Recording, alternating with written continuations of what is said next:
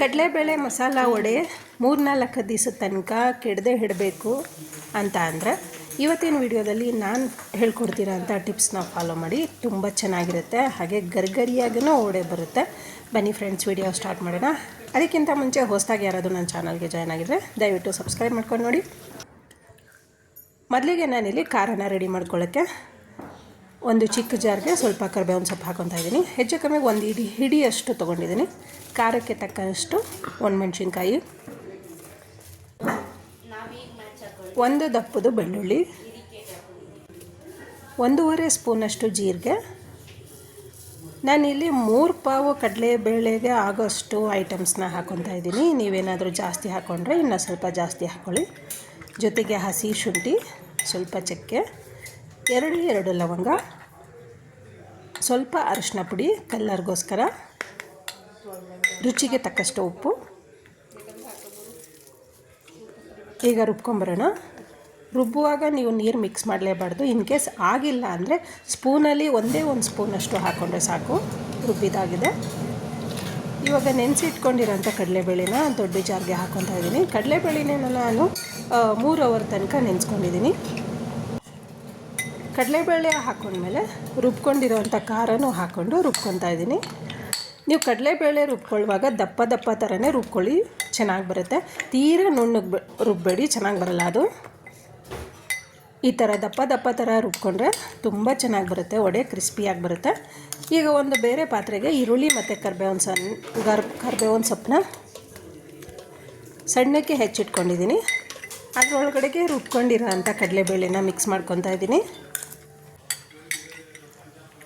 ಈಗ ಇದಕ್ಕೆ ಒಂದು ದೊಡ್ಡ ಸ್ಪೂನ್ನಲ್ಲಿ ಬನ್ಸಿ ರವೆನ ಮಿಕ್ಸ್ ಮಾಡ್ಕೊತಾ ಇದ್ದೀನಿ. ಈ ಥರ ನೀವು ಬನ್ಸಿ ರವೆನ ಮಿಕ್ಸ್ ಮಾಡಿಕೊಂಡ್ರೆ ಹೆಚ್ಚು ಕಮ್ಮಿ 3-4 ದಿವಸದ ತನಕ ವಡೆ ಕೆಡದೆ ಹಾಳಾಗದೆ ಹಾಗೆ ಇರುತ್ತೆ, ಮತ್ತು ಕ್ರಿಸ್ಪಿ ಕೂಡ ಬರುತ್ತೆ. ನೀವು ಒಂದು ಸಲ ಟ್ರೈ ಮಾಡಿ.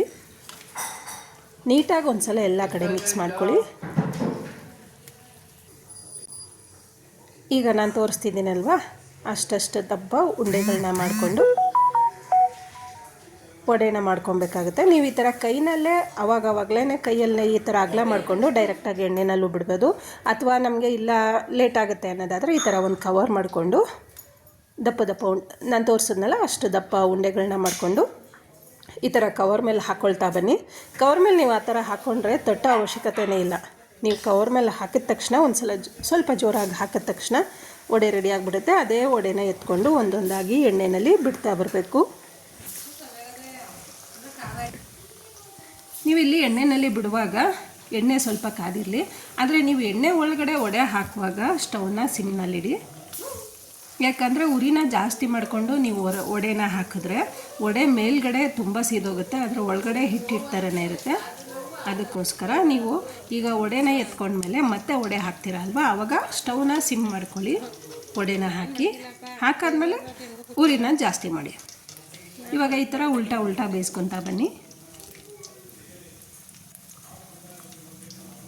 ನೋಡಿ, ಕರೆಕ್ಟಾಗಿ ಬಂದಿದೆ. ಈ ಥರ ವಡೆ ಕಲರ್ ಬಂದಮೇಲೆ ವಡೆನ ಎತ್ಕೊಬೇಕಾಗುತ್ತೆ. ಫ್ರೆಂಡ್ಸ್, ಈ ವಿಧಾನದಲ್ಲಿ ನೀವು ಒಂದು ಸಲ ಟ್ರೈ ಮಾಡಿ, ತುಂಬ ಚೆನ್ನಾಗಿ ಬರುತ್ತೆ. ನೀವು ಇದ್ರ ಜೊತೆಗೆ ಪಾಯಸನ ಮಾಡಿಕೊಂಡ್ರೆ ಮಸ್ತಾಗಿರುತ್ತೆ ಕಡಲೆಬೇಳೆ ಮಸಾಲ ವಡೆ. ಯಾರ್ಯಾರು ನನ್ನ ಚಾನಲ್ಗೆ ಹೊಸದಾಗಿ ಜಾಯ್ನ್ ಆಗಿದ್ದರೆ ದಯವಿಟ್ಟು ಸಬ್ಸ್ಕ್ರೈಬ್ ಮಾಡ್ಕೊಂಡು ನೋಡಿ.